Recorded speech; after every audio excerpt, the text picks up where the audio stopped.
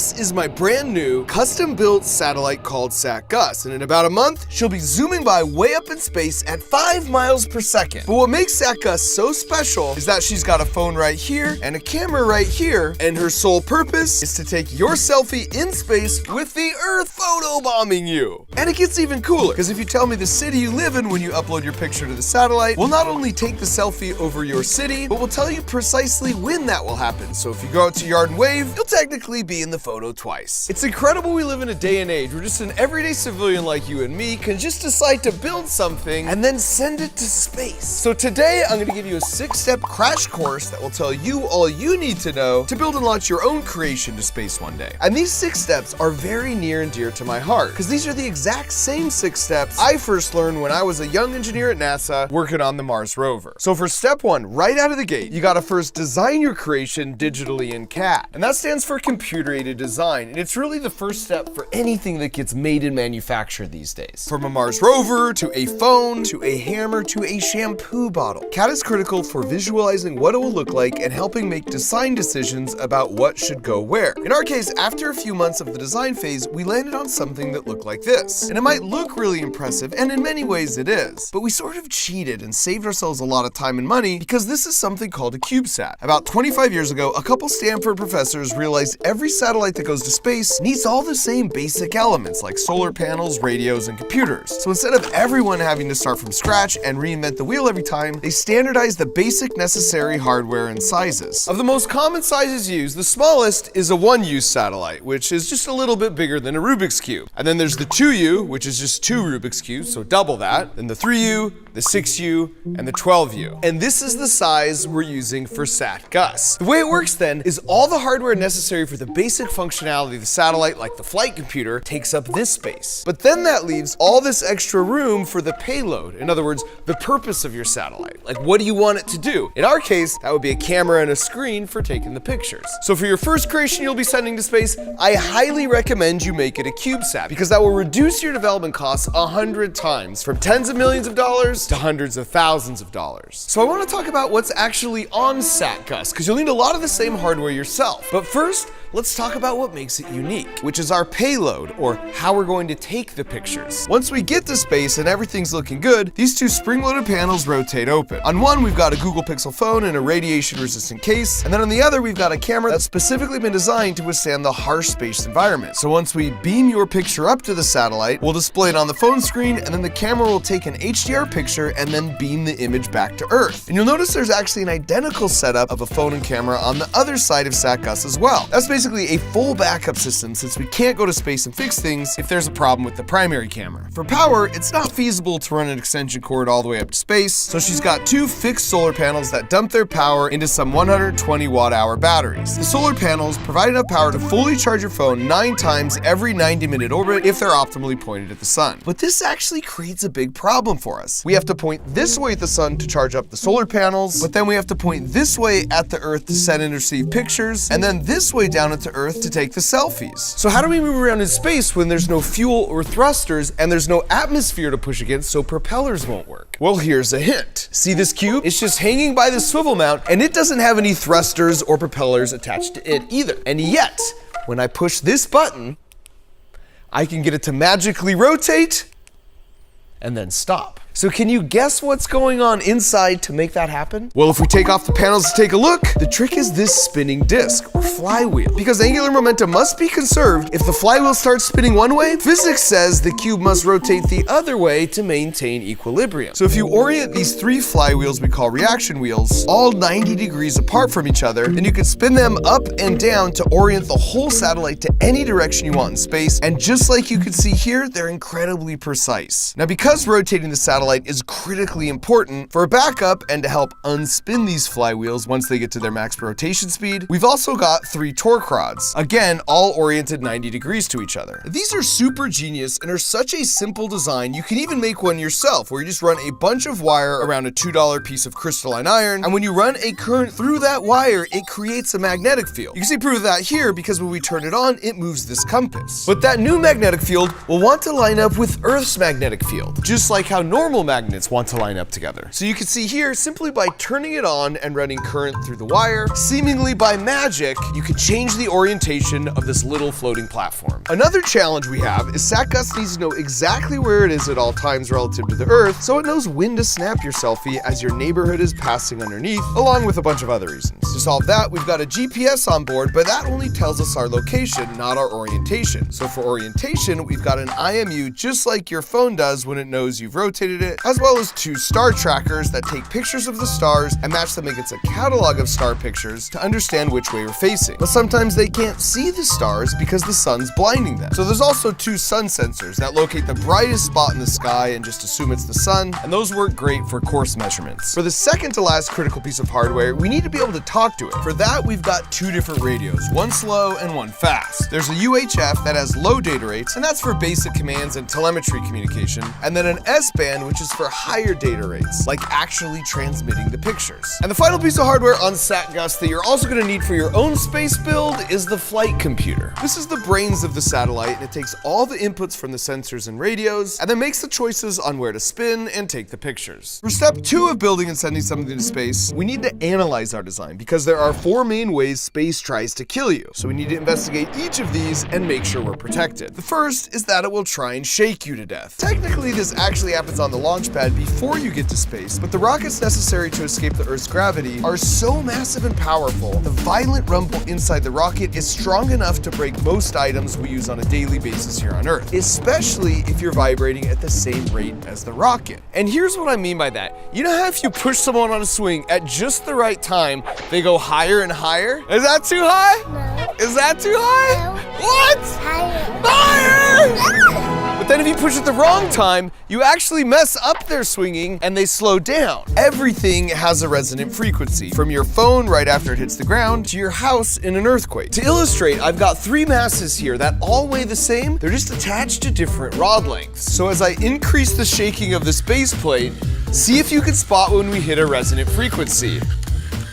Oh, there it is for the long one. It becomes like the swing because we're adding more and more energy with each shake until it breaks. And now once again, if I increase how frequently this base shakes, or its frequency, and we go past the resonant frequency of the big one, now the longer rod is fine, but the middle one hits its resonant frequency, and now it breaks. Now if I do this once more, and maybe pause at the first resonant frequency, and maybe I pause at the second, and then I crank it all the way up,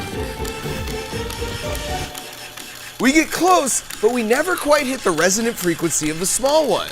And that's the key. The shaking base plate represents the rumbling, shaking rocket. We have to make sure all of our hardware has a resonant frequency above the rockets, just like the short one did, so it doesn't break off like the longer two. But how do we do that? Well, remember that CAD model we created in step 1 to organize and package everything? We put it to double use, because now we turn it into a finite element model. This means we take the whole structure and divide it into a lot of little chunks called a mesh. Each chunk is small and simple enough where we can use really basic physics equations to see how it will affect the chunks next to it if you start vibrating them. So now the computer just has to solve lots of really simple equations that are all connected, as opposed to one single impossibly difficult equation, to make sure that the resonant frequency for the whole satellite and each individual part are all higher than the rocket shake frequency. After that, even though we know we won't overlap with that low resonant frequency where things will go really bonkers, it's still a pretty violent shake. So we use that same finite element model to make sure all the pieces on the satellite are still strong enough to even withstand those lower level forces. The second way space tries to kill you is it wants to both burn and freeze you to death. Here on Earth, we've got a nice cozy atmosphere that acts like a giant blanket that holds in heat from the sun and moves heat around through wind, which keeps the temperatures relatively stable. But in space, there's no atmosphere and no wind. And so in a single orbit, parts of the satellite can get as hot as 212 degrees Fahrenheit in the sun, and then as cold as negative 112 degrees Fahrenheit in the shade. That's like going from nearly twice the hottest temperature temperature ever recorded in a desert on Earth to the coldest temperature ever recorded in Antarctica every 90 minutes. If we don't protect against it, those temperature swings would freeze or overheat the electronics pretty fast. So once again, we use that mesh that makes the math really simple. Only now we investigate how heat spreads through the metal structure when it's in direct sunlight or in Earth's cool shade. And once you've done that, you now know where to place the heaters, such as near the flight computers, so we can make sure it doesn't get too cold in the shade, and then surface coatings as radiators to make sure it doesn't get too hot in the sun. The third way space is trying to kill you is to sunburn you to death. An hour in direct sunlight in space is equal to an entire year of standing in the sunlight on Earth, thanks again to our protective, healthful atmosphere. So we need to effectively put sunscreen on the satellite by placing critical electronics behind a thick enough piece of metal or glass, or else the extreme harsh radiation from the sun and other sources would damage the electronics. But how thick should it be? Because we have a very tight weight budget and we can't afford to make an enclosure thicker and heavier than it absolutely needs to. Well, as an example of how we figured that out, we took our Google Pixel and placed it in a radiation chamber that mimics the harsh space environment, then blasted it with radiation, and it actually lasted about 10 minutes, which is pretty impressive. Plus, it looked really cool. And so now that we know exactly what amount of radiation causes phone screen failure, we can calculate how thick the aluminum and glass enclosure needs to be to make sure we stay well below that value. In our case, the necessary layer of sunscreen ended up being aluminum that's 6 millimeters thick and a radiation hardened glass that's 5 millimeters thick. Speaking of super advanced phones in space, we partnered with both Google Pixel and T-Mobile to make this whole thing happen. Google Pixel was the obvious choice to take the first ever selfie from space because of its specifically tested durability, bright high-resolution display, and the real tone technology that accurately displays all skin tones. And then T-Mobile because they're already partnering with Starlink to provide satellite coverage to keep you connected in places you never thought possible. So they were our experts when exploring how to communicate with our selfie satellite. And the fourth and final way space is trying to kill you is to vacuum you to death. We don't always realize it, but we're at the bottom of a huge dog pile of air molecules, which means our body is constantly pushing back against all that collective weight we call air pressure. But if you remove all that air pressure to mimic space conditions by sucking it out with this vacuum chamber, you can see exactly why astronauts need to wear an air pressurized suit when they're out in space that pushes in all around them as if they're on Earth. Now, of course, our satellite isn't carrying marshmallows, but it does have some rubber and foam and lithium batteries that once put in the vacuum of space can all puff out or release gases that could damage other equipment if we don't take all the necessary precautions. So there's a couple other small things to watch out for, like corrosion, but those are the four main ways space is trying to kill your future space creation. But you'll notice I didn't say you need to worry about crashing into other satellites orbiting in space. And this might come as a surprise if you've ever seen this picture that accurately represents the number of satellites and other objects currently orbiting our planet, because it looks really crowded. The problem is those satellites aren't drawn to scale, just as the airplanes in this representation of daily flights across the whole planet aren't drawn to scale. SatGus doesn't even need thrusters to avoid another satellite because the chances of a collision happening are so incredibly low. In fact, if you calculate based off volume of usable space occupied in orbit in a given day, space is 1 million times less crowded with satellites than our skies are with airplanes. And then think about how rare it is to ever see even two airplanes close to each other in the sky. So space is 1 million times less crowded than that. As humans, we actively track all 44,000 satellites and objects orbiting the Earth larger than a baseball. And there's international rules now. If you put a satellite up into orbit, it needs to burn up and disintegrate after a few years. So before we move on to step 3 of our mini space program and actually build the dang thing, now's a good time to point out SatGus will only be alive and orbiting anywhere from 1 to 3 years before it burns up upon re-entry. So if you want that space selfie, you're gonna wanna get yours now by visiting spaceselfie.com or using the link in the video description. Once you're on the site, it's pretty straightforward. You just upload the selfie you want and then choose things like if you want the daytime or nighttime Earth photobombing you. You can also select if you wanna take the picture over your hometown, and then we'll tell you exactly when we're gonna snap the picture. So don't forget to go outside and wave at that very moment. And when you submit your picture at spaceselfie.com, not only will you get this free, super cool mission patch in the mail, but it means you also have a chance to come out and watch the rocket launch in California in a month or 2 with me and my team. Now, of course, all this is free if you're a current CrunchLab subscriber, or if you become one now if you want that perfect holiday gift. Yes! Otherwise, all you gotta do is sponsor one box for a kid who can't afford it. Either one's a great choice. But I'll just point out, if you're like me and one of your favorite things in life is experiencing those aha moments where you learn something new, like maybe that's even happened watching this video, and if so, you're gonna love the Crunch Labs Build Box if you're a kid, or the Crunch Labs Hack Pack if you're a teen or adult. In both cases, they get delivered right to your door, where we build them together and learn all the really cool science and physics that make them work. For example, Build Box subscribers already learned all about the flywheels we talked about earlier in the video, because the first mechanical toy we put together is this super fun mini disc launcher, where the physics principle we discuss in the exclusive video from me is flywheels. And for Hack Pack, we take it up a notch with a really cool robot that will work right out of the box with no programming required, but then as a fun incentive to dig in and tweak the code, we make it easy to level up the robot's capabilities using the online coding module. And since the holidays are here, there's nothing more fun to put on your list, nor is there a better gift to give than an investment in the future of that favorite person in your life as you watch their confidence, understanding, and resilience grow. On top of that, I promise you'll be guaranteed to be the first person that has ever gifted them a picture of themselves actually in freaking outer space. So to get all that, just go to crunchlabs.com or use the link in the video description, or to say thank you, we're giving away either 1 or 2 free boxes as a holiday special. Alright, so now that we've completed step 1, the design of our satellite, and then step 2, by doing all the math and analysis to make sure it will survive the brutality of space, we finally have the confidence to start step 3, actually building it. And as is tradition here, we're just gonna knock it out in a 15-second build montage.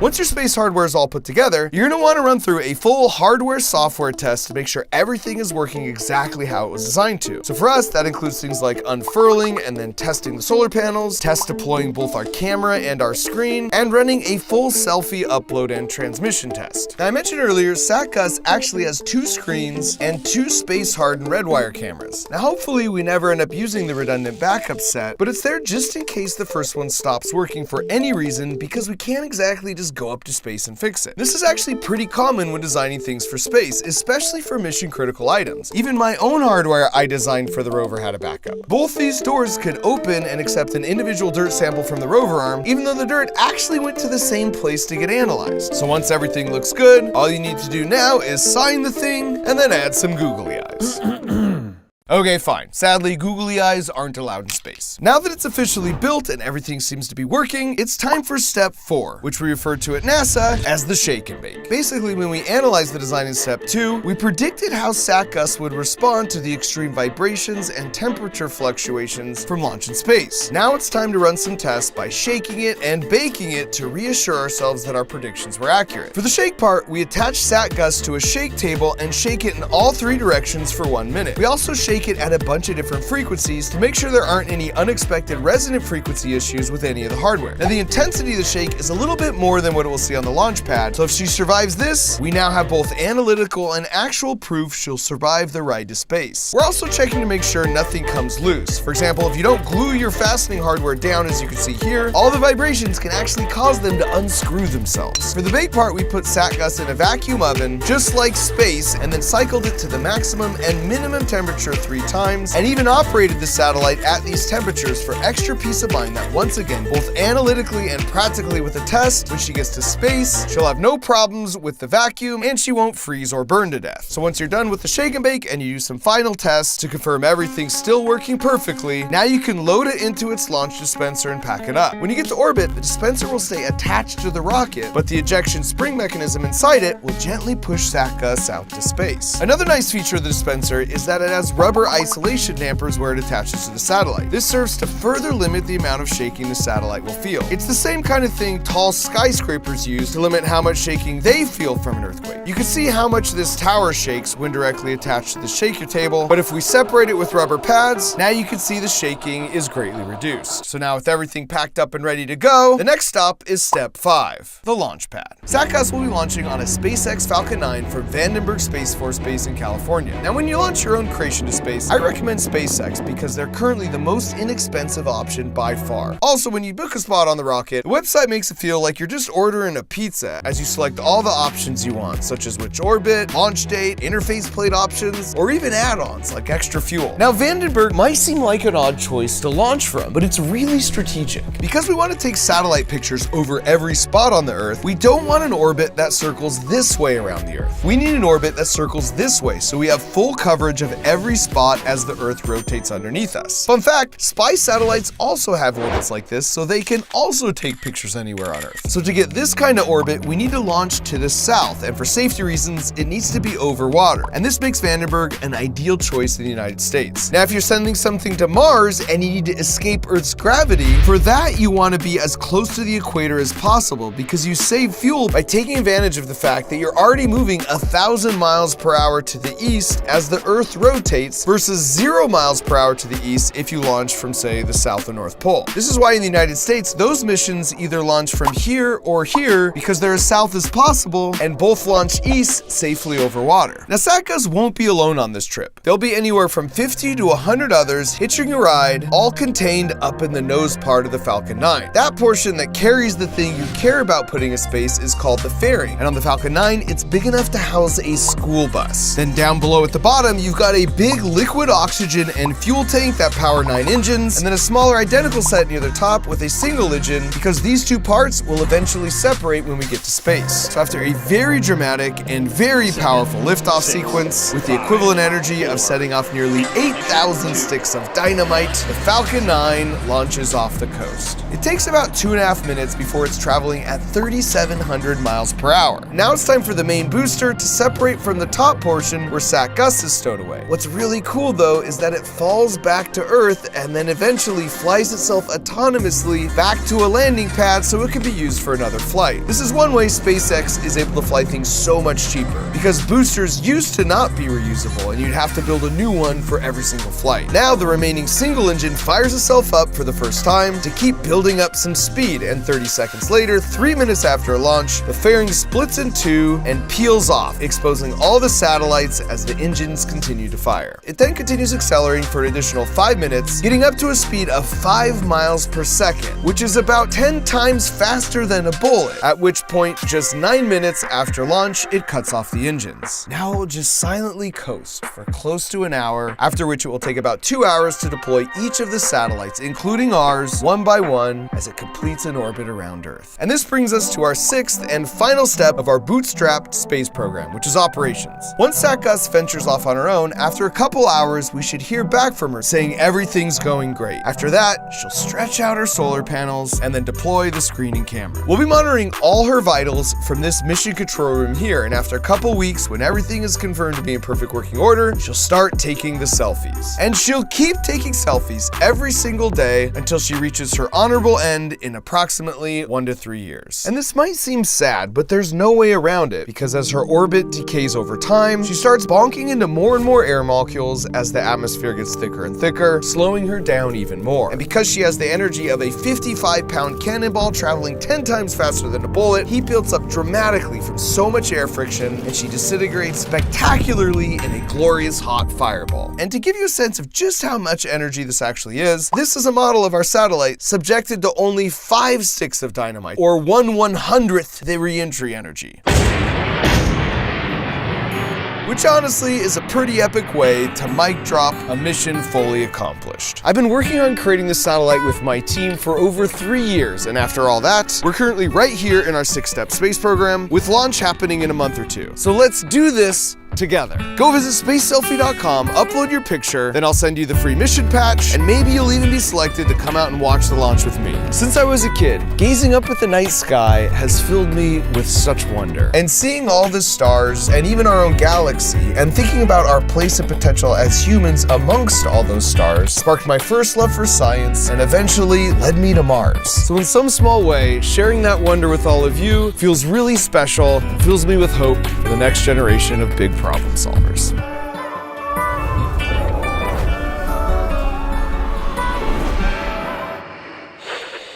Let's do this. With the holidays right here, what about getting or giving a different way to think? Or how about even a free college tuition?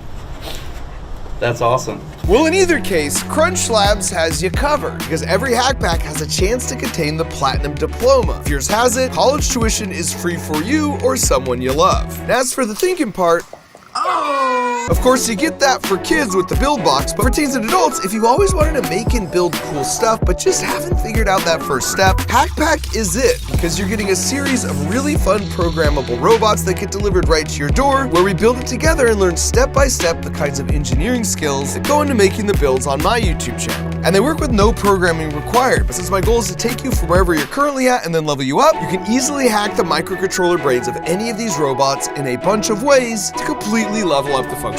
There's also a community where you can share your builds and post your questions, as well as an AI chatbot named Mark Robot that will check your code and even help you implement your most creative ideas. So no matter what your age, this holiday season, if you want to grow your brain in really fun ways and get or give someone their actual picture from actual space, just go to crunchlabs.com, use the link in the video description where to say thank you. We're giving away either 1 or 2 free boxes as a holiday special. Thanks for watching. You know you're a true Crunch Labs fan when you watch my videos all the way to the end. And for those of you who made it this far, I've got something incredibly special as a reward. Starting November 16th, while the discounts last, you can now get 20% off your Hack Pack subscription. And I know what you're thinking. Does this apply to Build Box too? And the answer is yes. So whether kid, teenager, or adult, you're getting 20% off growing your brain in delightful ways. YouTube is offering this amazing discount to show off the very cool shopping features they've built into the platform. So you won't find this deal anywhere else. To claim your discount, just click the YouTube shopping button on the video and add a subscription to your cart, and the discount will magically appear at checkout. And you'll get the biggest bang for your buck, of course, if you choose to pay annually. But hurry, because this offer is only good while the discount's still available, and there's more info for you in the video description. So thanks to YouTube shopping for this fantastic opportunity you're not gonna wanna miss.